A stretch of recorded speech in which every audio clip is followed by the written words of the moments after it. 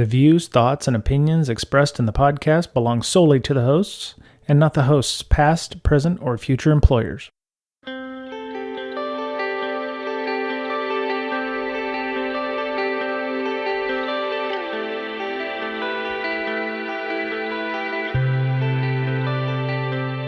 Hello, everybody. Welcome back. It's Brian for Breaking Down Security this week. Part 2 of our discussion with Mick Douglas is forthcoming. The last couple weeks have been an amazing discovery in vulnerability management, source code review, open source, incentivizing. I mean, you name it. People have talked about it on Twitter in regards to that. You know, did the devs do enough? Don't blame the devs. Are we, doing what's necessary to make sure that these linchpin systems that are propping up the internet are getting the proper resources, whether it be time, effort, people, money, etc. And as we've seen since the last episode aired, we have at least 2 new patches. One of them that originally came out was causing additional issues. There was also some regex palooza out there where people were showing, searching for these specific items inside of logs was potentially causing issues. Yeah, there's a lot to learn from this Log4j vulnerability. And hopefully, when we look back on this in a few years, I know we covered Heartbleed when when some of it came out, but this is going to be one of those ones that people will look back on as well, hopefully as a way forward to helping free and open source software get more coverage, get more people involved. So this week on the show, we kind of shifted gears at the point where we had gotten done talking about the current discussions of Log4j. We talk about some of the things that Mick teaches in his Sec 504 course, the IMA framework in this case, which he'll explain a little bit more about later on in the show. If you have any questions, of course, you can reach out to us here at BreakSec. You can also, as you'll hear at the end of the show here, Better Safety Net is Mick's Twitter handle. You should definitely follow that for good blue team information and discussion. Mick is a forever blue team person, which is great to know that we have folks like him who are furthering the blue team efforts. So hope everyone has a good rest of their holidays and take care of yourselves. Have a good one. Yep, that's right. Yep. We have a grip of links and so we're getting into the second podcast now. Welcome to next week. Hope you had a good Christmas, etc. So the reason we're having you on is because I saw your post about, you said this is going to be very, very bad. Here's what we do. And you had mentioned something called IMA, IMMA. And the first thing I thought was, oh, this is some kind of thing that I fell asleep at during my 504 class and didn't pick up or something. And as we talked about in the previous show with you, you had mentioned, well, we'll just, fix your egress traffic and it's all good. And I was like, well, it can't be that easy, right? No, I mean, that's a component of it. So IMA is a framework that I developed, and it was refined with the help of the interns that I have. And it's a process that we use at InfoSec Innovations. And the focus of it is for rapid increase of defensive posture. And I delivered it at a conference, I don't know if it was like a closed conference, but it was a limited access conference at Ohio State University quite a few years ago in response to how to better improve campus security, given how disparate their systems are and how oddly put together their network is. And so we had used it for internal triage and blue team improvements for our clients for a while prior to giving that talk at OSU. And when the internet was kind of on fire, I was like, man, we just need to get the word out on this thing. And Right. so, and the thing that's nice about it is that it's a short list. It clusters together some very meaningful and impactful technology things that you can do. And it's also flexible enough that it's not going to be like, oh, well, we're at phase 14.3 subsection R, and Right. now we click the space bar with our pinky finger extended. And Right. so the idea behind it is that you can isolate, that's the I, Mm-hmm. minimize, which is minimize the impact of exploits, monitor to see how things are going, and then A is for the active defense. Okay. All right. So, yeah, in your slide here, you actually put this out like the day of, like December Yep. 10th, when and Yep. I said, your tweet says, I just got off the phone with the client. Log4j is in their network. Vendor claims patch will be available next release, which is a few months from now. And I was like, oh my God, I read this. And he's like, here's what you need to do. Keep calm. And I was like, I think step 0 is you need to run around and panic and shit, but don't do anything. Don't do anything that's going to be destructive, because then you'll need to plan for that later. But you need to get over the panic first and then go, Yep. okay, now what do I got to do? And So then he gives you a how-to manual inside the slide here. So yep. Don't panic. Don't panic though. One of the first times I dipped my toe into incident response was in 2000 when I worked at UUNet. I got involved in an event, and it was big enough that they assembled us in the war room, and somebody like cranked an egg timer and they put it there, and they said, all right, so for 10 minutes now we're just going to shoot the shit. And I was like, what? Like, this is an incident? And they're like, no. Hey, you going to the baseball game later? Yeah, I am. Yeah, it's going to be great. Taking the kids. And I'm like, no, the light flashing, bad internet, explode. What's going on? And they're like, DEFCON 1, no. DEFCON 1. Yeah, we need to chat for 10 minutes. And at the end of the 10 minutes, like, I was still kind of freaked out, but everybody else was kind of like chill. And I realized that, like, what happens when you're really freaking out is you make dumb decisions. And so Right. over my time teaching 504 at the SANS Institute now, I have been doing a lot of research on like human psychology and stuff with regard to how incident response really works. And one of the things, this isn't in 504, but this is the kind of deep research that I do just so that I can understand every nuance, is that when you're having this stress, you're stressed out, you're triggered, you're flooded, your body is flooded with cortisol. And one of the things that's very interesting about cortisol is that when you're in that state, you are not thinking at all, right? Right. And you are not your best self. You're just reacting and you're spazzing out. We don't need that in those situations. So having a chance to just take a breath, it's going to be all right, then deal with it. That's good. That's good. Yeah, because everyone around you may not be doing that either. But yeah, that would definitely be. It does sound. It does sound like something you would do, definitely. And to be fair, you got quite a few people liking and retweeting this. Yep. So it's probably some of the best impressions you've gotten on Twitter in a while. Probably.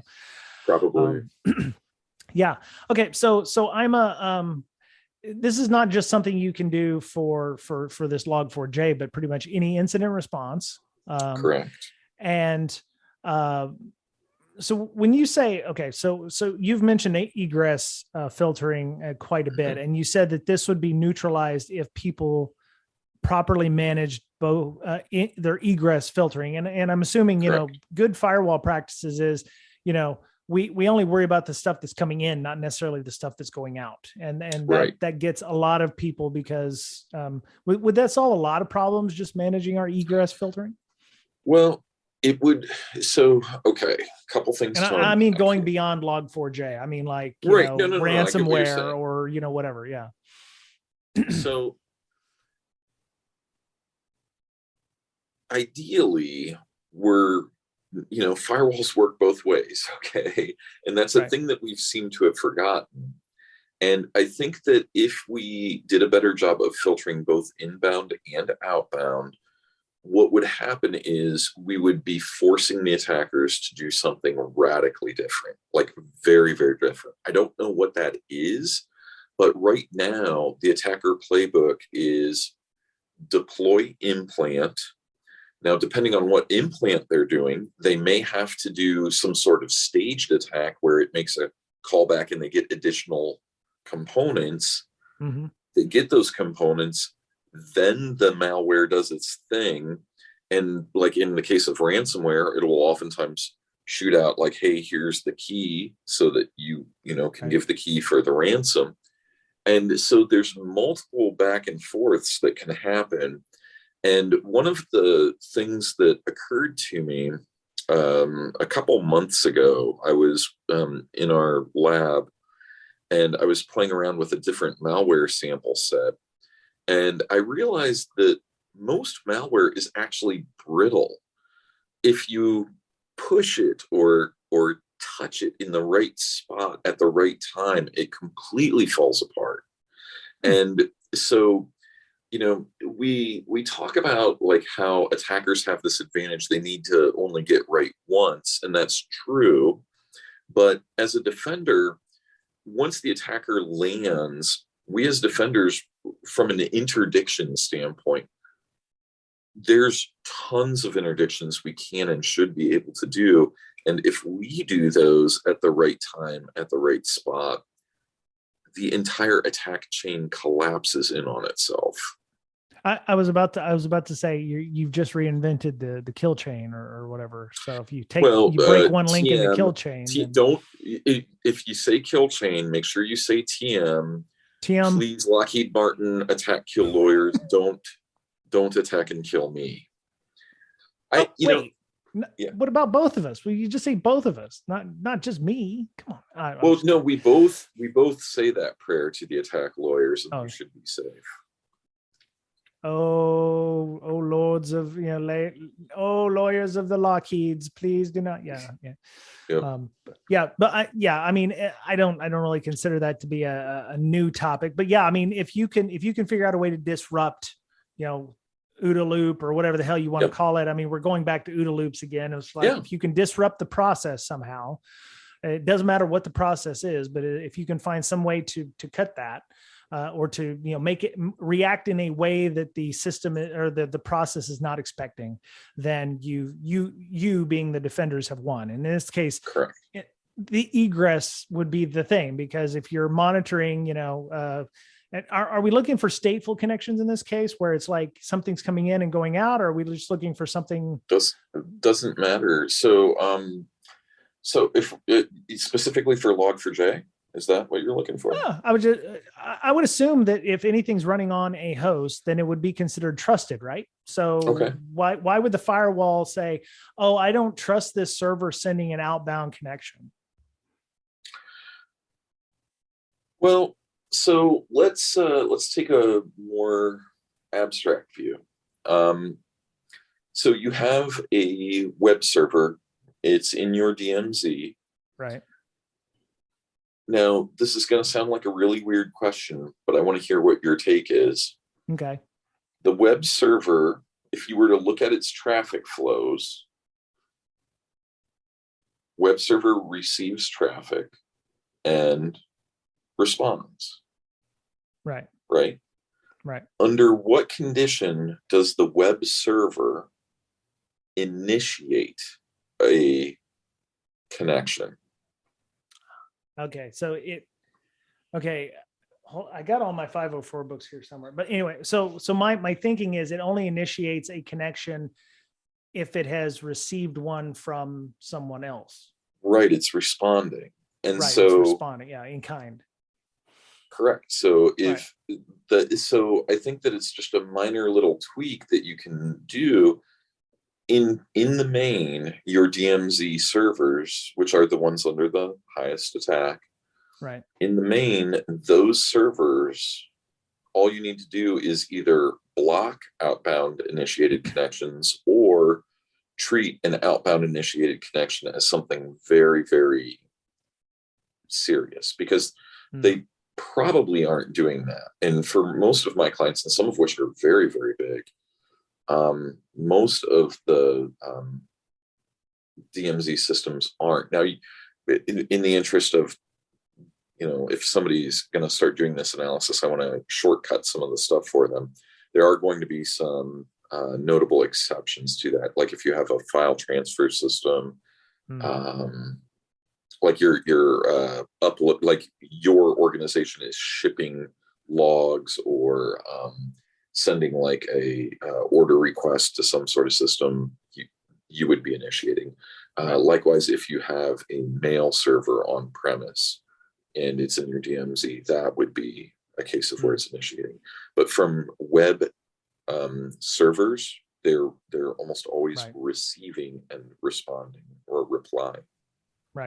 Right. And this example, I would imagine, works pretty much everywhere except for because one of the things that people said, well, you're going to be able to own every layer all the way down. So if you start with like the web proxy or something, the outermost sections, like, you're the VPN concentrator, for instance, if it's using, God forbid, Log4j or whatever, and to do so, I mean, you're going to potentially, have that. And there's usually nothing between you and the VPN concentrator in some cases. So if you have stuff that's directly connected to the internet with no controls in between, you're only going to be able to stop, staunch the bleeding. You're not going to be able to completely stop it. Some things are actually going to get owned, and you might have to fix that. Am I incorrect in that thinking?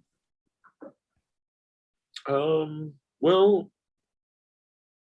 there will be some things that have no protections or have no egress, right? I mean, that don't have the way to filter egress traffic.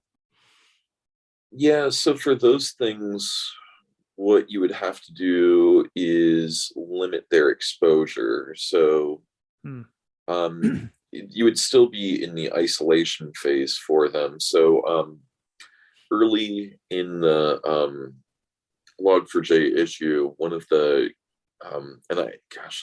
I'm so sorry, I don't remember where this came from, but I seem to remember that there was guidance that you should turn off any web management portals for a lot of like the Soho style network devices, because now I find it weird that they might be using a different logging infrastructure. I don't know, but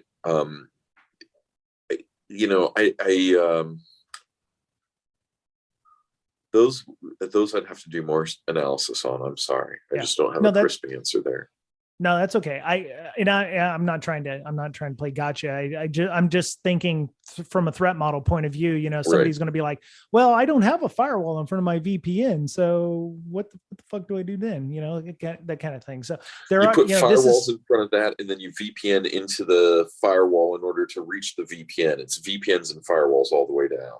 Problem solved. Yo, dog, I heard you liked VPNs, so I made VPNs for your VPNs. And no, for those edge devices, hopefully what you should be doing, if you're following best practices, is that you have some sort of high availability for them, and you can take one out of the pool, patch it, put it back into the pool, and then wash, rinse, repeat. And if you don't have high availability for them, then you probably have outages from time to time with that exposed service, and you just get a patch window and go. Right. Yeah. So, last week, and I'm saying that last week because we're just recording the same episode over again, as is where our want here. But we talked a lot about the developers that are running this, and I don't mean to switch gears here, but one of the questions I want to get from you is kind of maybe a prediction kind of thing, not like a 2022 prediction kind of thing, but we saw a lot of changes occur when linchpin systems get owned. We saw that with Heartbleed. We saw that with, we're going to see it eventually with like the Spectres and all those as well, except that's owned by Intel and AMD. But what, if you had a prediction about what's going to happen to the Log4j, developers, they're as much a victim here as us, I would imagine, because they just did what they like to do. They like to write code. They had no idea necessarily what was going to happen with this, but what is the best outcome for this, for them and for Log4j when everything finally settles in regard to all this? I think they need to be given Italian sports cars. I think that that's the best thing that could happen for them. They get to have ride off into the sunset. They get to pick the make and model. Like, I don't know, like realistically, this is going to draw a lot of hate, but I think it needs to be said. These developers wrote code. They gave their best effort. The code did have flaws. Okay. This gets to the heart, though, of a problem, a real philosophical problem I have with the InfoSec community. We blame the user for clicking the link. We blame the user for opening the attachment. Well, damn it, why did the attachment get to them? Why was the attachment able to open with malicious code? Why was the malicious code in the attachment able to activate? Why did the malicious code run buck wild on your network? Yes, it's vulnerable code, but I don't know about you, but I've been hearing a whole lot of talk about defense in depth. Well, if I can send you a little old string, where the hell is your defense in depth? Right. I see this is like you touched a raw nerve here, sir. And no, I'm good with this. I'm all in on this. I feel like a lot of people are like, hey, look at us. We deployed this tool. We deployed this tool. We deployed that tool. And the best analogy I can ever give for this comes from John Strand. He goes, it feels an awful lot like you're just driving fence posts into the ground and you're not bothering to put the fencing between the posts, and you're just hoping that the attacker runs into the post. And everybody all of a sudden has like shock and horror, like, oh my gosh, they walked around the fence post. Are they allowed to do that? I don't know. That seems unsporting, And so, yeah, it was bad code. It was, and they know better. But like, for goodness sakes, like, I sent a tweet not too long ago. It was about 24 hours ago now, where somebody. I was on a call, not a client. It was just kind of this round table. And somebody was like, well, it's just the app server. I'm not that scared. And I was like, you do know the app server is literally right next to your databases, your data lake, all your crown jewels. And they're like, wait, what? So like, if this code is running on systems that are in that sensitive of a network environment, like, I think that, yeah, point a finger at them, but have three pointing back at you. Right. Yeah. I mean, yeah, we definitely do talk about that defense in depth, but the problem is sometimes that defense in depth is such that it actually affects user experience. And that's one of the first things that, management doesn't want to do or whatever. And yeah, there's definitely a fine line there between, okay, yeah, we can disable all macros and, in your Excel spreadsheets, or, man, we can triggering me. You're triggering me. You don't do that. Don't do that either. What you do, did you know that you can register macros? You can code sign the macros and allow the finance group, because like if you turn off macros, like your finance team is done, over, gone, right? Right. Western civilization ends the day we turn off macros. So what you do is you code sign the macros. You have the macros that are expected in an organization, and that's it. And or here's another one. Try this on for size. Hey, y'all in the finance team, Guess what? You're allowed to run macros on Excel documents because that's what y'all do. Nobody else gets macros, right? It solved. Right? See, I learned something today. I didn't know that was even possible. So there you go. Yeah. Yeah. See, the thing that I get really angry with is that like computer security like rolls up and they're like, hey, time for new agent. And people are like, no more agents. And they're like, agent good, and they like throw like, and I've got clients that have like 7, 9. In one case, I have a client that has 14 endpoint agents on the machine. Holy shit. Yeah. And then they're like, well, we're security because you need to do it and you're welcome. Like, I wish that I could kick these people out of the industry. And I know that sounds so antithetical to who I am because I believe that InfoSec is a very big tent, but there's a lot of people that have no empathy for the users at all. If you are a professional, what you should be doing is coming up with a proper level of protection that gives exquisite defense and it fits very nicely and doesn't constrain. Well, here's a perfect thing. I'm about to give a free plug, and Josh, please forgive me. I'm about to give a couple slides at 504 away in audio format. A lot of organizations struggle with application control. It used to be called application whitelisting, right? Mm-hmm. Everybody's like, it's so hard to do application control. It is not at all. What you need to do is literally 2 steps. That's it. Number 1, you're going to download SrumDump from Mark Baggett. Run SrumDump. SRUM, for those of you who don't know, is the System Resource Usage Monitoring System. It's enabled by default on every Windows version since Windows 8. Link in the show notes. Yep, thank you. And what SrumDump does, it takes a little while to run. It will consume the sru.dat file or .dits, srudb.dits, and it also will consume a part of the registry if you point it to. And what that is a running list of a variety of performance things, including every single executable that has been running on a system in the last 30 days. And that is a part of 504 right now. Now, what I do when I'm talking with my class about this is a little Mick bonus to 504. What I do is I say, hey, y'all struggling with application control, and everybody's like, yeah, we hate it, or we're doing it, or we tried it and it failed. I'm like, wouldn't it be great if you could know every single application that somebody ran for, I don't know, 30 days, and then you could just allow those programs? They're like, yeah, it's great. And I say, well, run SrumDump, look at the application tab, and you literally have a list of every single app and the user account that ran that for 30 days. And then what you do is you simply allow those, put those on the allow list. Everything else is on the block list, and you're done.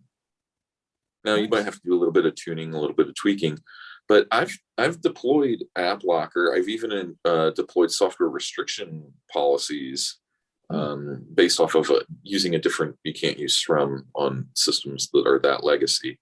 But using that same technique, I monitor the applications, and then I say, oh, here you go. I have rolled application control lists, brutal, punishing application control lists. Nobody even noticed. I have a client that used this technique. Now, I didn't do it, but they use this technique, and Microsoft is an untrusted publisher in their environment. I heard a talk about that. I think at the last DerbyCon, it's like, what happens if you decided to not trust Microsoft anymore or something like that? I have to find that one. I know that's still out there somewhere, but we have a link in the show notes at the very bottom, talking about Mark Baggett's SRumDump. I think we're actually going to talk about that. Mr. Betcher was talking about that with LogMB, but I think his thing also does an SRum check as well. But so I mean, these are excellent, content about, just being able to isolate, and this would be a definite way of doing so. Wow. Yeah, that's a really good tool. Yeah, it's a CSV file, so that's even better. So you can pop it into Excel and use your macros on it or whatever. Nice callback. Yeah, no worries. All right, so so in a perfect world, we will get back to normal eventually, but you believe that it's going to take about a year with all the patches and everything. But for now, isolate, monitor your network traffic.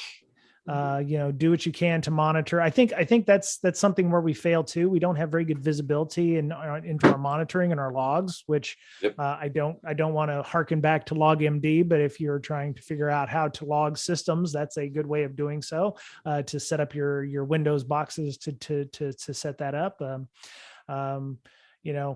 I'm kind of coming to fruition here with the years. So we've had people like Blue Mira coming on talking about logging and gaining visibility into things like incident response and being able to find indicators of compromise. And there's a ton of stuff that we've talked about this year. I would have loved to have, if Log4j hadn't have happened, Mr. Betcher and Ms. Berlin and myself would have been talking about everything we talked about before in this year, starting back in January. So we'll have a year in review or something the first week of 2022 in this case. But I think is there anything else we have not touched upon that you think we should touch upon? I did have some things in here about vulnerability fatigue.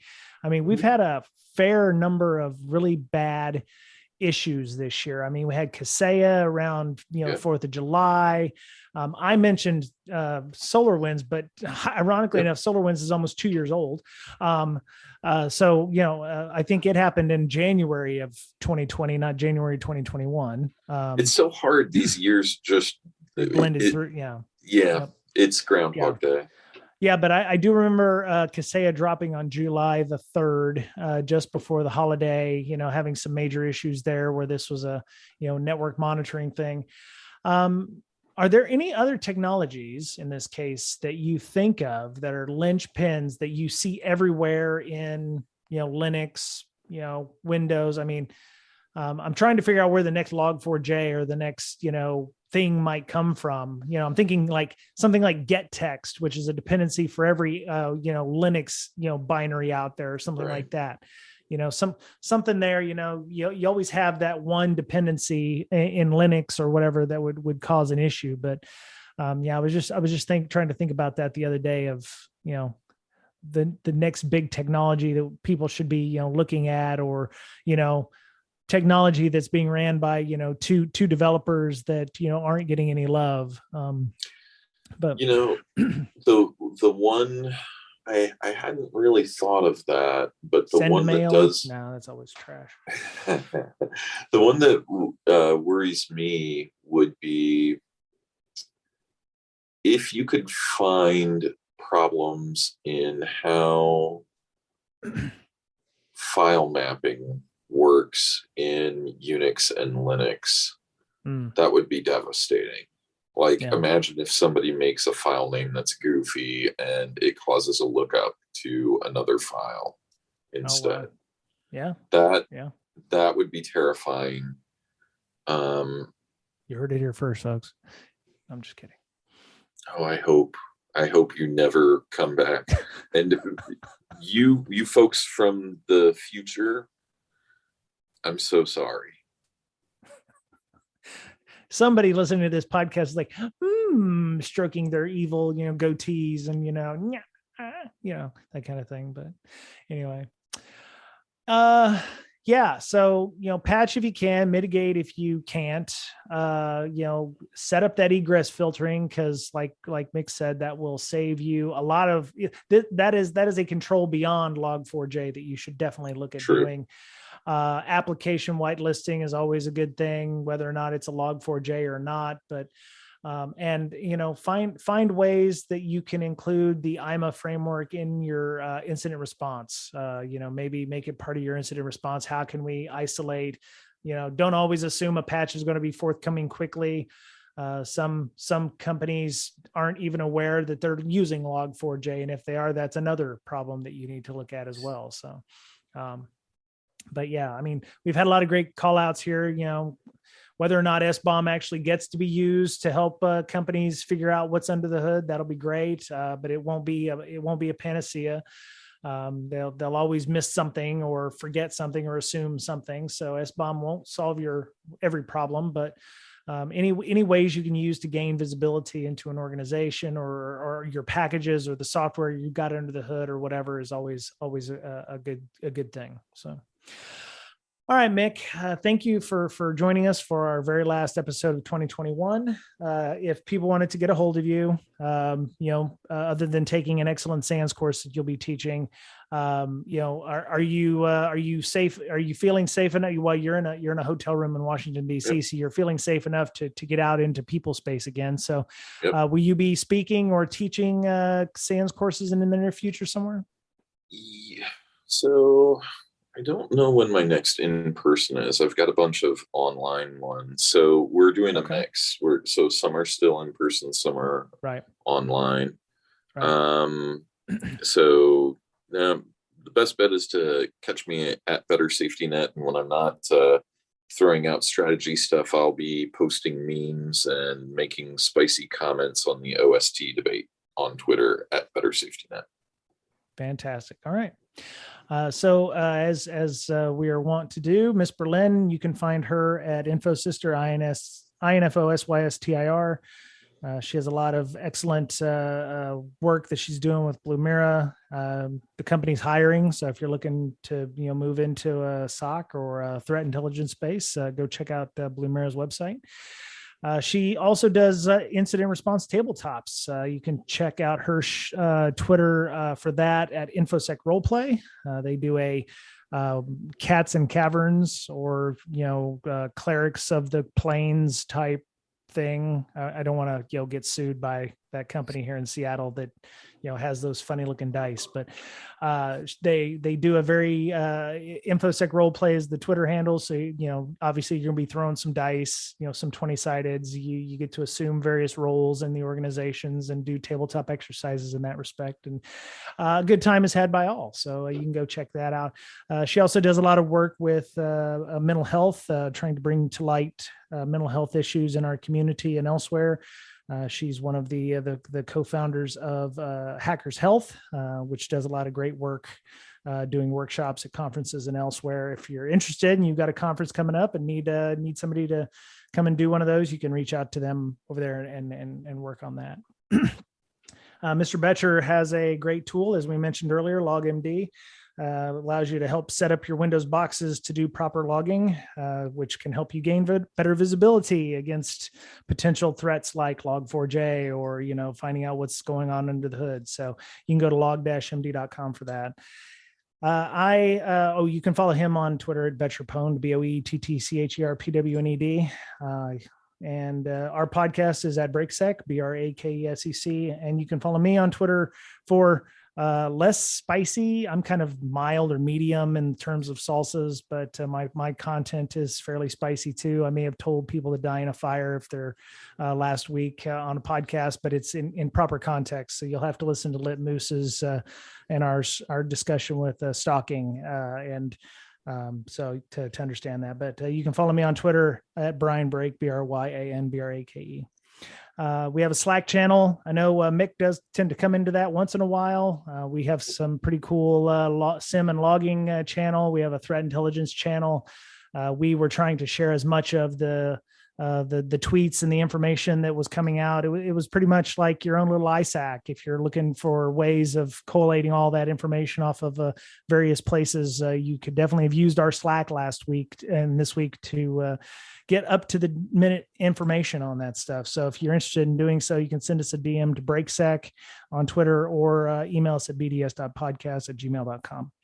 And, I don't say this enough, but, we really thrive on positive ratings and reviews and feedback on our various platforms where we host this, whether it be Apple Podcasts, Google Podcasts, Spotify, Pandora, whatever.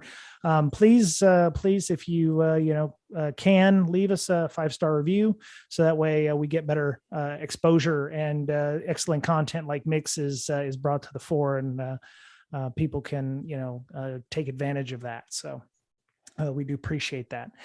So from everybody here at BreakSec World Headquarters, which it's currently just me right now, but normally it'd be Mr. Berlin, Mr. Betcher.